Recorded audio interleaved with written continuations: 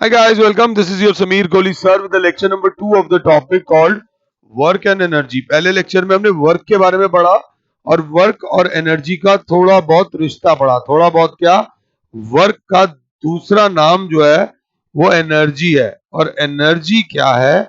Energy अगर आपके अंदर है तो आप कुछ भी कर सकते हो। पॉजिटिव एनर्जी अगर आपके अंदर है तो आप सब कुछ कर सकते हो। Energy is the ability. Energy is the ability of a body to do useful work. Body to do useful work. एक नदी बह रही है, नदी बह रही है मतलब, और उस पानी को, बहते हुए पानी में क्या है? एनर्जी। हमने यहाँ पे लकड़ी के वो बोल्डर्स लगाए, वो बहते बहते बहते बहते नीचे आ गए। जिसको चाहिए थे यहां से एक चीज पॉइंट ए से पॉइंट बी तक पहुंचा दी, क्योंकि पानी के अंदर एनर्जी थी। बहुत सारी चीज है। अगर कोई छत पर खड़ा है, छत पर खड़ा है, बहुत ऊपर एक छत पर खड़ा है और आप यहां खड़े हो और वो यहां से पानी की बाल्टी में से पानी आपके ऊपर फेंक देता है, गीले तो हो जाओगे बट वो पानी आपको लगेगा भी बहुत तेज, क्योंकि इस पानी के अंदर भी क्या है? एनर्जी। कार का इंजन, इंजन गाड़ी को चलाता है, बट कैसे चलाता है? That is energy. ट्यूबलाइट जलती है, चमकती है, जलती है, that is called energy. So what do we understand by the term energy? The ability of a body to do useful work. आप गए नाइट कैंप में, स्कूल की तरफ से कैंप में गए, वहां पर रात के टाइम आपने सूखी सूखी लकड़ियां, पत्ते लेकर आए और रात को जलाया, बॉन फायर किया। तो उन पत्तों में भी क्या थी? एनर्जी। उन पत्तों को आपने हीट एनर्जी में कन्वर्ट कर लिया। So there are different different forms of energy. सुनो, आपके पापा घर पर सैलरी लाए, समझना इस बात को, आपके पापा घर पर सैलरी लाए, तो हम बोलेंगे बहुत अच्छी बात, हमारे घर की वैल्यू बढ़ी। पापा ने क्या करा? अगले महीने पापा इस पैसे की जगह इतने पैसे घर पे ले आए, ध्यान से, और इतने रुपए का गोल्ड ले आए। तो भी कोई दिक्कत नहीं है, क्योंकि गोल्ड भी एक फॉर्म ऑफ एसेट है। लाख रुपया ले आए पहले महीने, अगले महीने 50,000 रुपया कैश ले आए और 50,000 रुपये का गोल्ड खरीद लिया। तो ये भी आपके पापा की टोटल इनकम है और ये भी आपके पापा की टोटल इनकम है। इसमें कोई नुकसान नहीं है, फायदा ही फायदा है। प्लीज बात को समझना। हाँ, सपोज अगर पापा 50,000 रुपये कैश ले आए और 50,000 रुपये का टीवी ले आए, तो मम्मी शायद खुश ना हो उतना। मम्मी कहेंगी ये क्या कर दिया, पैसे खराब कर दिए, क्योंकि 50,000 रुपये का टीवी जैसे ही आपने शोरूम से लिया उसकी वैल्यू कम हो गई और अब धीरे धीरे उसकी वैल्यू कम ही होनी है। हाँ, ये ओके है, ये okay. I don't know why I am giving you this example, but this is very important. Energy is the ability of a body to do useful work. अब वो कहते हैं डिफरेंट टाइप्स ऑफ एनर्जी। एक होती है kinetic energy. Kinetic energy मैं आपको बिल्कुल डिटेल में बताऊंगा। The energy possessed by a body due to its speed or velocity. Example, ध्यान से, अ मूविंग कार। एक मूविंग कार, अगर कार भागती हुई आपकी तरफ आ रही है तो उसके अंदर एनर्जी है, मोमेंटम है। हमने मोमेंटम और वर्क के अंदर भी रिलेशन करा है, तो उसके अंदर एनर्जी। अगर वो किसी से टकराएगी तो उसे फोर्स देगी ही देगी। और कार चली क्यों पा रही है? क्योंकि उसके अंदर एनर्जी है। अभी बताएंगे डिटेल में, बहुत बहुत डिटेल में बताएंगे। अभी थोड़ा ऊपर ऊपर से, थोड़ा ऊपर ऊपर से नहीं। एक होती है पोटेंशियल एनर्जी। पोटेंशियल एनर्जी को बताता हूं। अगर एक, वही हमने पानी की बाल्टी, छत के ऊपर से पानी की बाल्टी का पानी फेंका, तो वो जब नीचे आएगा जिस पे भी पड़ेगा उसको लगेगा ना। इसमें कौन सी एनर्जी होती है? Potential energy. So the energy, ध्यान से देखना इसको, the energy possessed by a body due to change in its shape. अभी बताता हूं, तीर कमान लो तो वो जो तीर ऐसे खींचते हो, जितना पीछे खींचोगे उतना आगे जाएगा, क्योंकि हमने उसकी पोजीशन चेंज कर दी है। गुलेल मारते हो, गुलेल को जितना पीछे खींचते हो उसमें उतनी ज्यादा एनर्जी आती रहती है और वो आगे जाता है। डिटेल में करेंगे। The energy processed by a body due to change in its shape और position above ground, due to change in its position or position above ground is called potential energy. Example, a stone lying on top of roof. और एक और example, stretched spring. अगर एक spring को ऐसे दबा दो और छोड़ो तो फटाक से निकल के बाहर आता है। That is also due to potential energy. समझना, किसी को थप्पड़ मारना है यहां से ऐसे, एक ऐसे, तो कौन से वाला तेज पड़ेगा? ये वाला तेज पड़ेगा या ये वाला तेज पड़ेगा? चेंज इन पोजीशन की वजह से जो एनर्जी आती है that is called potential energy. कंचा ऐसे इतना दबाया या इतना, कब दूर जाएगा? चेंज इन पोजीशन या position above the ground. First floor से कोई चीज गिरेगी तो ज्यादा डैमेज होगा, या थर्ड फ्लोर से ज्यादा गिरेगी तो ज्यादा डैमेज होगा? तो ऑब्वियसली जितनी ऊपर से गिरेगी उतना ज्यादा डैमेज होगा, या जितना चेंज इन शेप आएगा उतना ज्यादा डैमेज होगा। स्पीड की वजह से जो एनर्जी होती है that is called kinetic energy. इन दोनों का एक रिश्तेदार होता है जो मैं अभी बताऊंगा, फिलहाल के लिए छोड़ रहा हूं। एक और एनर्जी होती है केमिकल एनर्जी। कौन सी एनर्जी बेटा? Chemical energy. अगर आप ध्यान से देखो, दी energy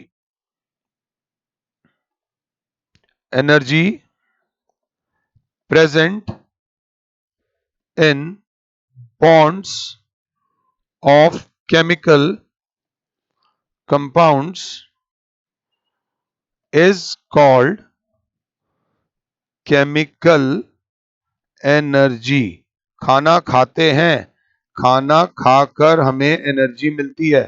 food is a chemical, वो जब अंदर बॉडी में ब्रेक डाउन करता है तो हमें एनर्जी देता है। That is due to chemical energy. अगली एनर्जी बहुत ज्यादा इंपॉर्टेंट है, क्योंकि इसको ट्रांसफॉर्म किया जा सकता है किसी भी फॉर्म में। इस एनर्जी को बोलते हैं मेरे प्यारे बच्चों एच ई। माता रानी का नाम लो, heat energy. The energy possessed by a body due to, या ड्यू टू नहीं करते, the energy processed by a body which gives us sensation of warmth is called heat energy. इसका बेस्ट एग्जांपल है engine. Engine works on heat energy. Engine गर्म हो जाता है तभी चलता है। अभी सब बताएंगे, सबका रिलेशन भी बताएंगे। अगली एनर्जी इज, ध्यान से, एक ऐसी एनर्जीज भी होंगी जो हम शायद भूल जाएं, मतलब अभी दे ना पाए, जिसका एग्जांपल बहुत फॉर्म्स ऑफ एनर्जी होती है। That is called light energy, जिसकी वजह से आप मुझे देख पा रहे हो। द एनर्जी, अगर हम लोग साथ हैं तो, द एनर्जी विच गिव्स या अस एबिलिटी टू सी ऑब्जेक्ट्स। आपकी आंखें बिल्कुल ठीक हैं, बट जिस कमरे में आप हो अगर उसमें से बिल्कुल लाइट गायब कर दी जाए, बिल्कुल लाइट गायब कर दी जाए, जरा सी भी लाइट अंदर ना आए, तो आप नहीं देख पाओगे। अगली energy is called sound energy which enables us to hear. That is called sound energy. उसके बाद जो आती है that is electrical energy, next year बहुत पढ़ोगे, इस एनर्जी को किसी भी फॉर्म में कन्वर्ट किया जा सकता है due to movement of electrons. Electrons के मूवमेंट से जो एनर्जी प्रोड्यूस होती है that is called electrical energy. सबकी पापा एनर्जी इज न्यूक्लियर एनर्जी, जिसकी वजह से सन में जो एनर्जी है वो न्यूक्लियर एनर्जी है। It is the energy present in nucleus of atom. अब समझना, एक एनर्जी मैंने अभी लिखवाई नहीं है, तो वो वाली एनर्जी भी बहुत इंपॉर्टेंट है। और ये सारी एनर्जीज आपस में एक दूसरे के साथ इंटरलिंक्ड है। किसी भी एनर्जी को दूसरी फॉर्म ऑफ एनर्जी में कन्वर्ट किया जा सकता है, बट कन्वर्ट करने में थोड़ा बहुत कमीशन लगता है।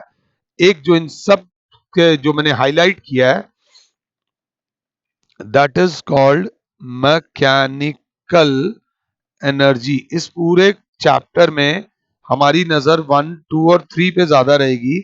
मैकेनिकल एनर्जी बराबर होती है sum of kinetic energy and potential energy. The sum of kinetic energy and potential energy is called mechanical energy. इस चैप्टर में हमारा ध्यान इस शेडेड पोर्शन पे ज्यादा रहेगा। तो सबसे पहले वो बोलते हैं काइनेटिक। इंडिया में जो स्कूटी आई थी ना पहली, वो काइनेटिक होंडा आई थी। होंडा चेक करना, गूगल पे मिल जाएगी जो पहली स्कूटी। ये जो अब आई है एक्टिवा, जुपिटर, टीवीएस, सुजुकी वगैरह, वो अलग लेवल की स्कूटीज हैं। जो पहली स्कूटी इंडिया में जो आई थी उसका नाम ही काइनेटिक होंडा था। तो सबसे पहले हम पढ़ेंगे व्हाट इज काइनेटिक एनर्जी। अभी के अभी अगर गूगल करो और काइनेटिक का मतलब ढूंढो, तो काइनेटिक का मतलब ही स्पीड होता है। Kinetic energy is the energy possessed by a body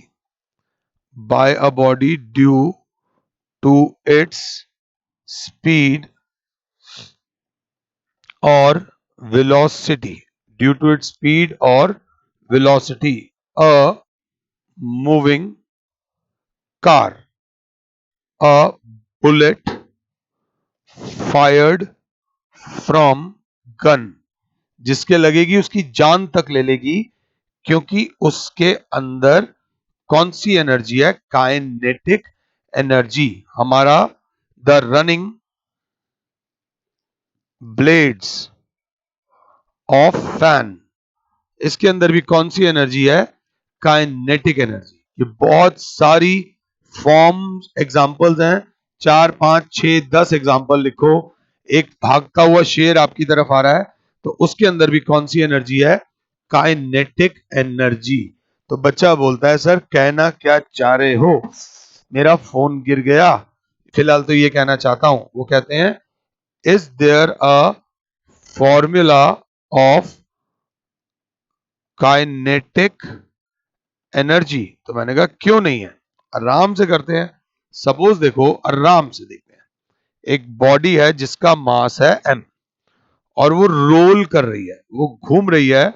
और क्योंकि वो घूम रही है तो ऑब्वियसली उसके अंदर एनर्जी है।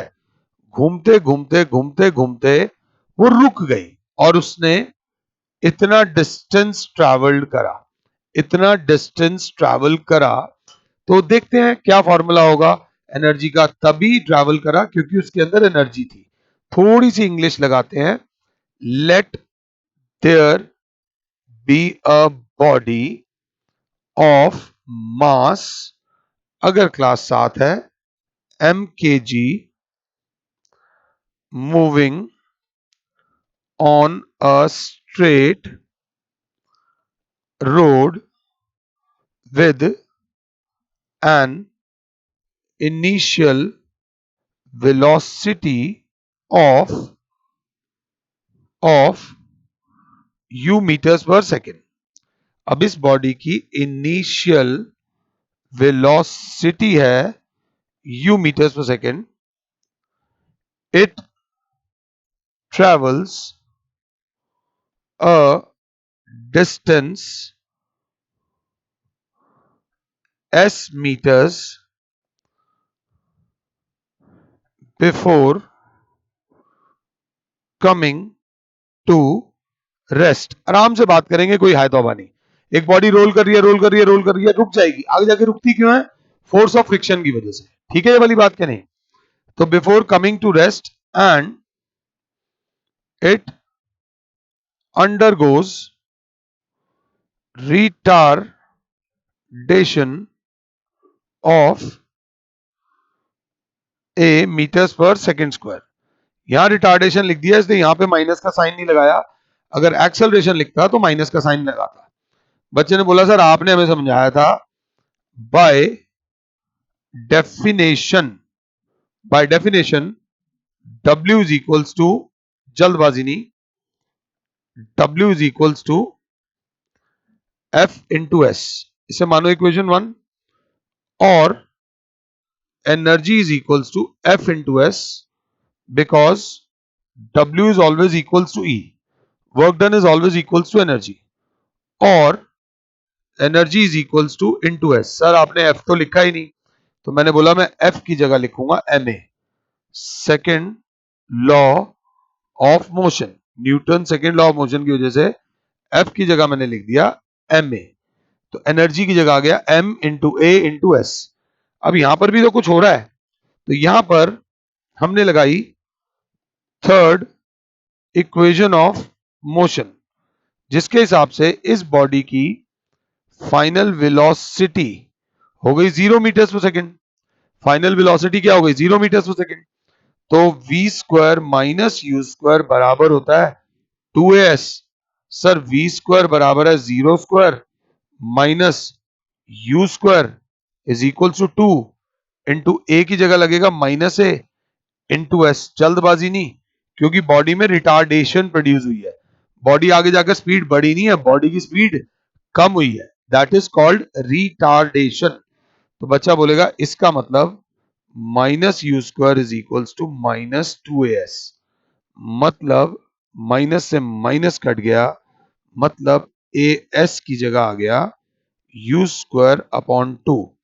ये वाली वैल्यू ए एस की जगह आप लगा सकते हो, तो एनर्जी का फॉर्मूला हो जाएगा m into u square upon 2।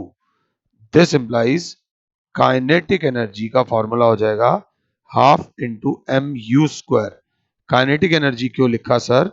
Because energy is due to velocity, और आमतौर पे वेलोसिटी का सिंबल v होता है, तो हम काइनेटिक एनर्जी का फॉर्मूला लिख देते हैं एम वी स्क्वायर के आगे हाफ लगा देते हैं। ये डेरिवेशन 2 बार देखो और 3 बार अभी करो, अभी के अभी 3 बार करो। Let there be a body of mass m moving with the velocity of u meters per second, it travels a distance of s meters before coming to rest, and since it stops, so it undergoes a retardation of a meters per second square। तो यहां पर third equation of motion भी लगेगी, और यहां पर आपका kinetic energy का फॉर्मूला भी आ जाएगा।